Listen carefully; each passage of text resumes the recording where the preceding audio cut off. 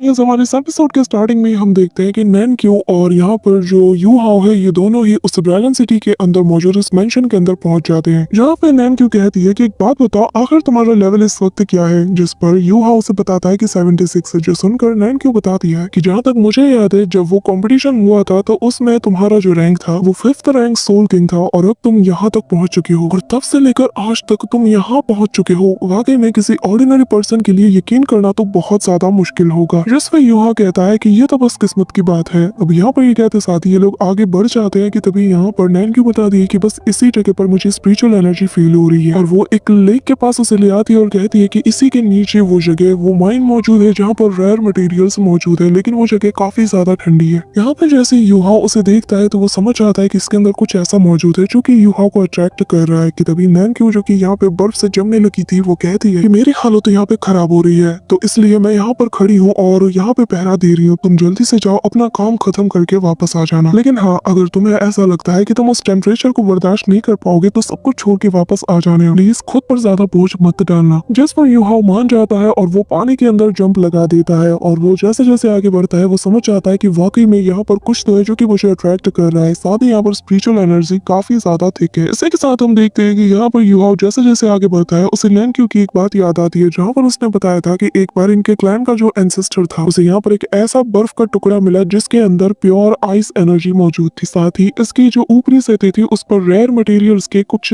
ऐसे निशानात भी थे जिसे कि आज से पहले देखा नहीं गया था। इसी वजह से तब से लेकर आज तक वो आइस ब्लॉक हमारे एंसेस्टर के द्वारा कैरी किया गया और ऐसा माना जाता है कि इसके अंदर जो आइस एट्रीब्यूट और जो आइस ऑरा है वो यहाँ पर मौजूद उस लेक के नीचे वाली जगह तक लीड करेंगी जहाँ पर बहुत से अमाउंट में रेयर मटेरियल्स मौजूद हैं। अब यहाँ पे हम देखते हैं कि यूहाओ जैसे जैसे आगे बढ़ता है यहाँ का टेम्परेचर भी इंक्रीज होता है, लेकिन वो फील कर पा रहा था कि वाकई में यहाँ डीप में काफी प्योर आइस एट्रीब्यूट को मैं फील कर पा रहा हूँ। कि तभी यहाँ का जो टेम्परेचर बहुत ज्यादा बढ़ने लगता है तो वो आइस एम्प्रेस की पावर्स को एक्टिवेट करता है, जिससे यूहाओ बिना किसी परेशानी के और अंदर तक ट्रेवल कर पाता है। यहाँ पे यूहाओ ये भी समझ आता है कि जितनी ज्यादा टेम्परेचर बढ़ती जा रही है यानी कि माइनस में, उतना ही ज्यादा वो क्लोज पहुंचता जा रहा है। कि तभी जैसे जैसे वो आगे बढ़ता है उसे अपने सामने बहुत बड़ी सी आइस वॉल नजर आती है और यूहाओ समझ जाता है कि शायद ये वही जगह है। इसके बाद यूहाओ जाता है उस वॉल को टच करता है और यहाँ पर अपने मेंटल पावर की मदद से पहले तो यहाँ के आसपास के वॉल्स पे वो कुछ सिंबल्स को क्रिएट करता है, जिसके साथ ही अपने ब्रश के जरिए से वो यहाँ पर एक फॉर्मेशन को भी ड्रॉ करता है और जैसे इस फॉर्मेशन को इस वॉल पे सेटअप करता है तो यहाँ पर अगली ही पल एक जोरदार धमाका होता है और फिर उस वॉल के आर पार एक होल बन जाता है। इसी के साथ यहाँ पर जब यूहाओ उस होल के अंदर एंटर होता है वहीं दूसरी तरफ हम नैन क्यू को देखते हैं जो कि ऊपर से मन में कह रही थी कि मैं जानते होंगे हमारे क्लैन की इस सीक्रेट माइंड के बारे में पता कर मैंने बहुत ही अच्छा काम किया है, ऐसे करके मैं हमारे सेक्ट को हमेशा जिंदा रख पाऊंगी। इसी के साथ हम वापस से यूहाओ को देखते हैं जो कि उस होल के आर पार पहुंच जाता है और यूहाओ ये देख के हैरान था कि यहाँ पर एग्जिट का रास्ता भी मौजूद है। जिसके बाद वो यहाँ आगे की तरफ बढ़ता है जहाँ पे चारों तरफ बर्फ की वादियों जैसा नजारा था और यहाँ पर हर एक चीज बर्फ में जमी हुई थी, लेकिन यहाँ पर काफी थिक फॉग था जिस वजह से उसे आगे देखने में भी मुश्किल हो रही थी, पर वो फिर भी उन सभी को हटाते हुए अपने रास्ते में आगे बढ़ता है और कहता है कि मुझे जल्द से जल्द कुछ ना कुछ करना ही होगा क्योंकि भले ही मेरे पास आइस एम्प्रेस की पावर से लेकिन फिर भी मुझे यहाँ पे ठंड लग रही है। अब यहाँ पर यूहाओ को सामने एक केव नजर आता है जिसके अंदर यूहाओ जैसे ही एंटर करता है तो वो देख के हैरान हो जाता है कि यहाँ पर कितने रेयर मटेरियल्स मौजूद है। साथ ही यहाँ पर जो आइस एट्रीब्यूट है ये बहुत ही ज्यादा थिक है। कि तभी यहाँ पर हम देखते हैं कि यूहाओ के सारे दोस्त भी बाहर आ जाते हैं और यहाँ पर आइस एम्प्रेस से लेकर त्यामिंग सभी लोग इस जगह को बहुत ही क्लोजली ऑब्जर्व करते हैं। आइस एम्प्रेस बताती है कि ये तो कितना ज्यादा शानदार है, ये असल में एक आइस आर्टिक नर्व है और ये आर्टिक नर्व इस केव में काफी सालों से मौजूद है और लाइफ टाइम के लिए है। साथ ही वो इतने सारे जब वो पिलर्स को देखती है तो कहती है कि मुझे पूरा यकीन है कि ये 10,000 साल से भी ज्यादा पुराना कोई आइस केव है और आइस एट्रीब्यूट वाले सोल मास्टर और जो सोल बीस्ट होते हैं उनके लिए तो ये जगह जन्नत से कम नहीं, क्योंकि ऐसी जगह बस रेयरली ही मिलते हैं। तभी त्यानलिन तो यहाँ पर एक आइस ब्लॉक को पकड़कर उसे हक करने लगता है और कहने लगता है कि वाकई में ये कितना ज्यादा शानदार है। कि तभी वो आगे बताने लगती है कि एक आइस पोलर नर्व एक ऐसी जैसे 10,000 साल पुरानी सेमी मेटेलिक कंपोनेंट है जो कि बहुत ही ज्यादा रेयर माना जाता है। आसपास की जितने भी आइस एट्रीब्यूट को है ये वहाँ पर अब्सॉर्ब करके अपने अंदर स्टोर करती है और ऐसे ही करते करते ये प्रोसेस चलता रहता है और ऊपर की जो सतह होती है ये चेंज होती रहती है, जिसके बाद ही ये एक ऐसी क्रिस्टल का रूप लेती है। इसी के साथ वो आगे बताती है कि यूहाओ इस वक्त जो तुम अपनी नजरों के सामने देख रहे हो ना ये सच में बहुत ही ज्यादा रेयर मटेरियल है। कि तभी यहाँ पर जहाँ त्यानमिंग जिस क्रिस्टल को गले से लगाए हुए था वहाँ पर एक एनर्जी बॉल रिलीज होती है जो कि अपने सराउंडिंग के सारी की सारी क्रिस्टल्स को आपस में गैदर करके एक जायंट से फिगर को प्रिपेयर करती है, जो देखकर यूहा और बाकी सभी लोग हैरान थे कि तभी यहाँ पर एक बहुत बड़ा सा फिगर इनके सामने अपीयर होता है जो कि इन्हें देखते साथ ही दहाड़ता है और तियानमिंग बताता है कि ये तो जीरो रियलम जायंट स्प्रिट है और ये आइस बाउंड डिवाइन क्रिस्टल्स को खाकर ही इतना बड़ा बना है। वो तो लगातार इन क्रिस्टल्स को ऑब्जर्व करके अपनी और ताकत को एक्सपेंड कर रहा है। यहाँ पर वो यूहाओ से कहता है कि मेरे ख्याल से तुम्हें इसके आसपास भी नहीं भटकना चाहिए वरना इससे तुम्हारी जान भी जा सकती है। लेकिन यूहाओ तो अपना प्लान बना चुका था। वो कहता है कि माफ करना लेकिन मैं इस आइस क्रिस्टल पे गिव अप नहीं कर सकता। जिसके बाद यहाँ पर ये जो जायंट स्प्रिट था ये यूहाओ पे अटैक करता है, लेकिन यूहाओ भी इससे डॉज करते हुए इस पर काफी सारे अटैक करता है। अपने ड्रैगन क्लॉ का भी यूज करता है लेकिन इसमें सिंगल खरोच तक नहीं आता, जो देखकर यूहाओ भी कहता है कि इसकी स्किन तो काफी ज्यादा टफ है। तभी यहाँ पर जो आइस एम्प्रेस होती है वो बताती है कि क्यों ना तुम अपने आइस एट्रीब्यूट को अपने गोल्डन क्लॉज के साथ फ्यूज करके यूज करो, शायद कुछ काम बन जाए। कि तभी यूहाओ बिल्कुल ऐसा ही करता है। वो यहाँ पर अपने ड्रैगन क्लॉ अटैक में अपने आइस पावर को फ्यूज करता है और जैसे ही वो एक सिंगल अटैक करता है तो यहाँ पर लिटरली इस जायंट से स्प्रिट का एक हाथ कट चुका था, लेकिन वो इमीडिएटली रीजनरेट भी होता है। पर यूहा समझ जाता है कि अगर वो अपने एक्सट्रीम आइस पावर को अपने अटैक्स में यूज करे तो शायद बात बन सकती है। और अब यूहा उसे अलग अलग एंगल से अटैक करता है ताकि वो इसके स्ट्रक्चर का शेप ही पूरी तरीके से डिफरेंट बना दे और फिर वो इस पे अटैक करके इसे खत्म कर दे। कि तभी यहाँ पर आइस एम्प्रेस कहती है कि यूहा तुम्हें अपने गार्ड डाउन नहीं करने चाहिए, क्योंकि अगर इन्हें डिवाइन क्रिस्टल कहा जाता है तो इसके पीछे भी एक रीजन है, क्योंकि ये लोग इवॉल्व हो सकते हैं। यहाँ पे हम देखते हैं कि तेज लाइट निकलती है बाकी के क्रिस्टल से भी और ये सभी लोग अलर्ट हो जाते हैं। और अगर तुम्हें इन्हें सप्रेस करना है तो इसकी जो कोर एनर्जी है तुम्हें इसे डिस्ट्रॉय करना होगा। जिसके बाद यहाँ पर ये बंदा वापस इन लोगों पे अटैक करता है, जिससे डॉज करते हुए यूहाओ कहता है कि ठीक है फिर चलो इन्हें दिखाते हैं कि आखिर अल्टीमेट आइस पावर किसे कहते हैं। और ये सभी लोग मिलकर अटैक करना शुरू कर देते हैं। साथ ही यूहाओ स्टार अनीस ग्रास को भी बाहर निकाल लेता है और हम देखते हैं कि स्टार अनीस ग्रास आते साथ ही अपना कमाल दिखाता है। वो चारों तरफ स्पाइक्स को क्रिएट कर देता है। वहीं दूसरी तरफ आइस एम्प्रेस भी आइस एम्प्रेस वैथ नाम की टेक्निक का यूज करती है और मल्टीपल आइस क्रिस्टल से उस पर अटैक करती रहती है। कि तभी यहाँ पर हम देखते हैं कि बाकी लोग भी काम पे लग जाते हैं। इसी दौरान यूहाओ उस जायंट से स्प्रिट के सामने आकर अपने आइस बर्स्ट का यूज करता है। अब क्योंकि इसकी बॉडी पहले से इन लोगों ने फ्रीज कर दी थी तो अब यहाँ पर एक बहुत बड़ा एक्सप्लोजन होता है और तभी यहाँ पर स्नो क्वीन आगे आते हुए सारे मटेरियल्स को कलेक्ट कर लेती है और अब ये सभी लोग दूर टेलीपोर्ट हो जाते हैं। और यूहाओ इस चीज को डिस्ट्रॉय होता हुआ देखकर कहता है कि वाकई में ये सबसे हार्डेस्ट मटेरियल भी है लेकिन सबसे ज्यादा फ्लेक्सिबल मटेरियल भी यही है। और यकीनन इस मटेरियल से बनने वाले सोल टूल्स अपने लेवल के जो रैंक वाले सेम टूल्स होंगे ना उससे कई गुना ज्यादा स्ट्रॉन्ग होंगे। अब यहाँ पे यूहाओ जो बचे कुछ यहाँ पे डिवाइन क्रिस्टल्स होते हैं उन सभी को गैदर करना शुरू कर देता है और सारे मटेरियल्स को यहाँ पे आपस में गैदर करके उन्हें अपने पास रख लेता है और कहता है कि मुझे उम्मीद है कि इन सारे मटेरियल से तांग सेक्ट की जितनी भी रिक्वायरमेंट्स है वो सब पूरी हो जाएंगी। कि तभी तियानमिंग के टेंटिकल्स यहाँ पे मूव करते हैं और फिर वो कहता है कि यूहाओ भूलना मत कि हमें उस फॉरेस्ट में भी जाना है, क्योंकि वो जो 10,000 मिस्टिक आइस है हमें उसे भी तलाश करना है और वो हमारी सबसे बड़ी हार्वेस्ट होगी जो कि इस केव के बहुत ज्यादा डीप में है। जिसके बाद ये लोग आगे बढ़ते हैं लेकिन यूहाओ यहाँ के टेम्परेचर को अब बर्दाश्त नहीं कर पा रहा था और वो कहता है कि यहाँ पे चलना अब मेरे लिए काफी ज्यादा मुश्किल हो रहा है। कि तभी तियानमिंग बताता है कि असल में मिस्टिक आइस वैली के अंदर का जो टेम्परेचर है यहाँ पर हेवन एंड अर्थ की जो एनर्जी है वो भी काफी ज्यादा क्योटिक है, तो इसीलिए तुम्हें और ज्यादा केयरफुल रहना होगा। इसी के साथ वो लोग एक होल के पास पहुंच जाते हैं जहाँ पर देखते साथ ही यूहाओ कहता है कि शायद अब हमारे पास पीछे लौटने का रास्ता नहीं है, यहाँ तक आए हैं तो आगे भी जाएंगे। अब सभी लोग जंप कर देते हैं और ये लोग एक ऐसी जगह पे पहुंच जाते हैं जहाँ पर काफी ज्यादा कड़ाके की ठंड थी और सिर्फ ठंड नहीं बल्कि यहाँ का जो टेम्परेचर है वो काफी ज्यादा माइनस में चला गया था। इतना ज्यादा टेम्परेचर था कि यहाँ पर जो सोल्स थे वो तक को भी ये फ्रीज करने का दम रखता है। अब यहाँ पे यूहाओ को अपने साथियों की फिक्र हो रही थी, साथ ही ये लोग आगे बिल्कुल भी कुछ भी नहीं देख पा रहे थे, जो देखते साथ ही यूहाओ अपने पर्पल लाइट का यूज करता है और सारी फॉग को यहाँ से हटा देता है और सब कुछ विजिबल हो जाता है। यहाँ का नजारा देखते साथ ही ये सभी लोग हैरान रह जाते हैं और यहाँ के जो ये आइस ब्लॉक्स होते हैं इसे देखकर ये कहते हैं कि ये वाकई में कितना ज्यादा खूबसूरत है और यहाँ पर जो आइस एट्रीब्यूट है ये बाहर मौजूद डिवाइन क्रिस्टल से कई गुना ज्यादा थिक है। यहाँ पे हम देखते हैं कि जो स्टार अनीस ब्रास है और जो स्नो क्वीन है ये लोग इस जगह को देखकर काफी ज्यादा अच्छा फील कर रहे थे। कि तभी यूहाओ बताता है कि यहाँ पर तो सांस लेना भी काफी ज्यादा मुश्किल हो रहा है और तभी इन्हें वो 10,000 मिस्टिक आइस वाला एसेंस नजर आ जाता है जो कि काफी ज्यादा बड़ा एक आइस क्रिस्टल था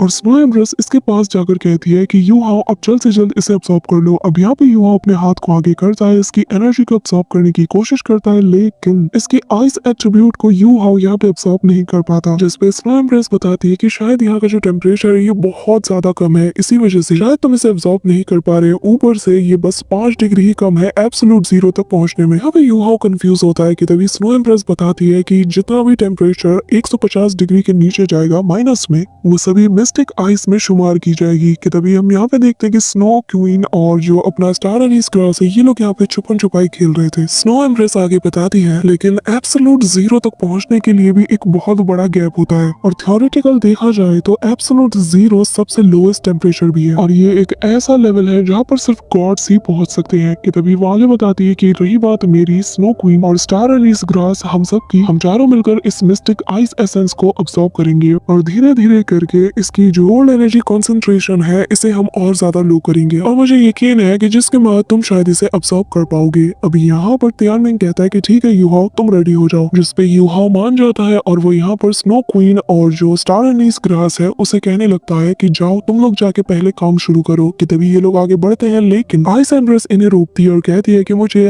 आधे से ज्यादा जो आइस एसेंस है उसे सबसे पहले अब्सॉर्ब करना होगा। जो सुनकर तियानमिंग कहता है कि यार आखिर तुम क्या बोल रही हो, कहीं इसका मतलब ये तो नहीं कि तुम इस मिस्टिक आइस एसेंस का यूज करके अपनी फिजिकल फॉर्म को वापस से रिबिल्ड करना चाहती हो ताकि फिर तुम्हें यूहाओ की जरूरत ना पड़े और तुम इसके अलावा भी एग्जिस्ट कर पाओ। यहाँ पर ये सारी बातें सुनकर और इसके ड्रामे देखकर यहाँ पे आइस एम्प्रेस कहती है कि अपना ये जो छोटा सा दिमाग है ना जो कि तुम्हें दिया गया है इसको थोड़ा यूज करो और जरा सोच के बताओ कि यूहाओ की ये जो 4 सोल स्पिरिट्स है इनमें से सबसे ज्यादा एक्सट्रीम आइस किसके पास है। अब यहाँ पर उसकी ये बात सुनकर तियानमिंग भी सोचने लगता है कि तभी वो कहने लगता है कि अच्छा तो मैं ये समझा, इसका मतलब ये कि तभी यहाँ पर जो आइस एम्प्रेस है वो कहने लगती है कि हाँ तुम सही समझे, मेरे पास न सिर्फ अल्टीमेट आइस है बल्कि मैं यूहाओ की मार्शल सोल भी हूँ, जिसका मतलब ये है कि मैं तुम सभी में सबसे ज्यादा इस mistake ice heaven and earth की एनर्जी को अब्सॉर्ब कर सकती हूँ। यहाँ पे बेचारा तियानमिंग इसकी बातों से काफी ज्यादा डर जाता है और वो यूहाओ के पीछे छुप जाता है। और यहाँ पे आइस एम्प्रेस आगे बताती है कि न सिर्फ मैं सबसे ज्यादा मैक्सिमम पावर तक इसे अब्सॉर्ब कर सकती हूँ बल्कि मैं अपनी पावर के जरिए से इसे ट्रांसफॉर्म करके अपनी पावर सोर्स में भी इसे कन्वर्ट कर सकती हूँ और इसे स्टोर करके रख सकती हूँ। और यूहाओ जब तुम अपने सेकंड सोल कोर को परफॉर्म करोगे तो मैं इस स्टोर की गई एनर्जी को तुम्हारे साथ फ्यूज कर दूंगी जिससे तुम्हें काफी ज्यादा हेल्प मिलेगी। और क्योंकि तियानमिंग तुम्हारी हेल्प की मदद से यूहाओ ने पहले ही अपने फर्स्ट सोल कोर को कंडेंस कर लिया है,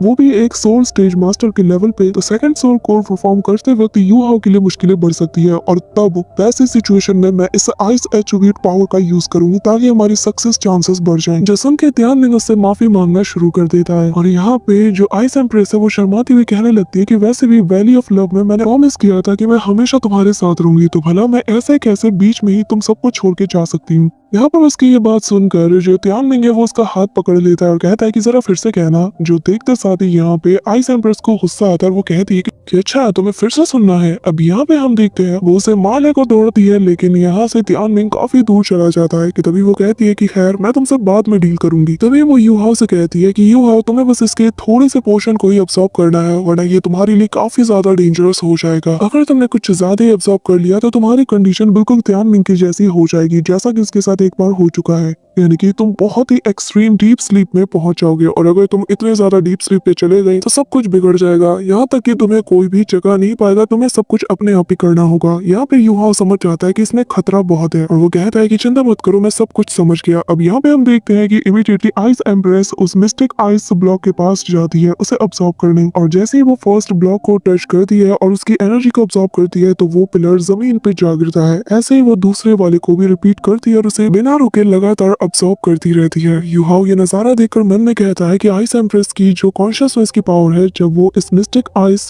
पावर के साथ कंबाइन होती है तो ये पावर उसे कम्प्लीटली ट्रांसफॉर्म कर रहा है और वो भी एक नए लाइफ फॉर्म है और वो भी एक आइस एट्रीब्यूट वाली बॉडी के अंदर ही। ये सब कुछ ये प्रोसेस इसी के अंदर हो रहा है। इसी के साथ हम देखते हैं कि ये प्रोसेस चलता रहता है और वो टोटल 9 ब्लॉक्स को यहाँ पे अब्सॉर्ब कर लेती है और फिर यूहाओ कहता है कि तुमने तो 9 अकेले ही अब्सॉर्ब कर लिया, जिस पे वो कहती है कि हाँ और इससे ज्यादा करना मेरे लिए भी रिस्की है। अब यहाँ पे वो कहती है कि तियानमिंग अब तुम्हारी बारी है और हम देखते हैं कि तियानमिंग जाता है और वो ऐसे करते करते इस प्रोसेस को शुरू करता है और धीरे धीरे करके ये टोटल 3 आइस ब्लॉक्स को अब्सॉर्ब कर पाता है और ये वापस से अपने उसी कैटरपिलर वाले फॉर्म में आ जाता है और अपने पेट को सहलाते हुए कहता है कि मेरा पेट तो फुल हो गया। इसी के साथ बारी थी स्नो क्वीन और स्टार एनीस ग्रास की। अब यहाँ पे स्टार एनीस ग्रास जाता है और बहुत ही क्यूट वे में सीधा इस आइस ब्लॉक से लिपट जाता है। यहाँ वहाँ लिपटने के बाद वो काफी देर लगाता है और जैसे तैसे करके इस आइस ब्लॉक को फिनिश कर करता है। इसी के साथ अब बारी थी जो स्नो क्वीन है उसकी, और वो जैसे ही इसे टच करती है तो सेकंड्स में इसे ऑब्जॉर्व कर जाती है और आधे से ज्यादा ब्लॉक को ये ऑब्जॉर्व कर चुकी थी, जो देखकर यू हाउ भी कहता है कि इसकी स्पीड तो आइस एम्प्रेस से भी कई गुना ज्यादा है। और यू हाउ हैरान था कि जो स्टार एनीस ग्रास है ये इतना छोटा है, लेकिन इसने फिर भी 6 ब्लॉक्स को ऑब्जॉर्व किया था, और जो स्नो क्वीन है इसने 13 ब्लॉक्स को ऑब्जॉर्व किया था। लेकिन यहाँ पे हम देखते हैं कि ये जो स्नो क्वीन है ये नहीं रुकती, ये ऑब्जॉर्व करती जाती है कि तभी इसकी बॉडी के अंदर इतना ज्यादा एनर्जी स्टोर हो जाता है कि इसकी पुरानी मेमोरीज रिकवर हो जाती है, जिस वजह से अचानक से यहाँ पर एक बहुत बड़ा एक्सप्लोजन होता है जो कि इसकी मेमोरी का होता है, और उसकी बॉडी पूरी तरीके से ट्रांसफॉर्म हो जाती है, वो अपने पुराने फॉर्म में आ जाती है, जिसे देखते साथ ही यू हाउ, आइस एम्प्रेस सभी हैरान थे। और यहाँ पे जो स्नो एम्प्रेस होती है वो जैसे ही उसे देखती है तो वो कहने लगती है कि क्या बात है, तुमने तो अपनी मेमोरी को रिकवर कर लिया है। अब यहाँ पर जो स्नो क्वीन होती है वो सीधा यू हाउ के पास जाकर उसका शुक्रिया अदा करती है और कहती है कि इतने सालों तक मेरा ख्याल रखने के लिए शुक्रिया, जिस पे यू हाउ कहता है कि नहीं, इसकी कोई जरूरत नहीं। कि तभी वो कहती है कि जब मैं दोबारा रिबॉर्न हुई तो मैं किसी बच्चे की तरह थी, इसीलिए तुम बिल्कुल मेरे फादर जैसे हो, और मैं वादा करती हूँ कि मैं तुम्हारा साथ कभी नहीं छोड़ूंगी। मैं तुम्हारे साथ सोल मास्टर का जो हाईएस्ट रियलम है उसे भी चैलेंज करूंगी। अगर तुम हार भी जाते हो तो मैं तब भी तुम्हारा साथ नहीं छोड़ूंगी, यहाँ तक कि मेरी आखिरी सांस तक मैं तुम्हारे साथ रहूंगी। यहाँ पर उसकी ये बात सुनकर स्नो एम्प्रेस भी हैरान थी। कि तभी वो स्नो एम्प्रेस से कहती है कि बिंग बिंग तुम्हारा शुक्रिया, जिसके बाद वो यहाँ से कहती है कि तुम बिल्कुल मेरे फादर जैसे हो, इसलिए मैं आज से तुम्हें डैड कहूंगी। और कहती है कि जब तुम 8 रिंग लेवल पे पहुंच जाओ तो मैं चाहती हूँ कि तुम एक्सट्रीम नॉर्थ की तरफ जाओ, वहाँ पर तुम्हारे लिए एक बहुत ही सूटेबल प्लेस है जहाँ पर जाके तुम ब्रेक थ्रू कर सकते हो। इसी के साथ वो यहाँ पर अपने पावर का यूज करके यू हाउ के मंदिर मौजूद उस रिवर्स स्केल के जरिए से दीथिया से कांटेक्ट बनाती है और कहती है कि दीथिया तुम होगे बीस्ट गॉड, अदर बीस्ट तुमसे डरते होंगे लेकिन मैं तुमसे नहीं डरती। यहाँ पर उसकी डोमिनेटिंग ऑरा को देखते साथ ही जो यू हाउ वो कहने लगता है कि वाकई में ये स्नो क्वीन ही है जो कि एक क्वीन की तरह डोमिनेट कर रही है। So that's all for today.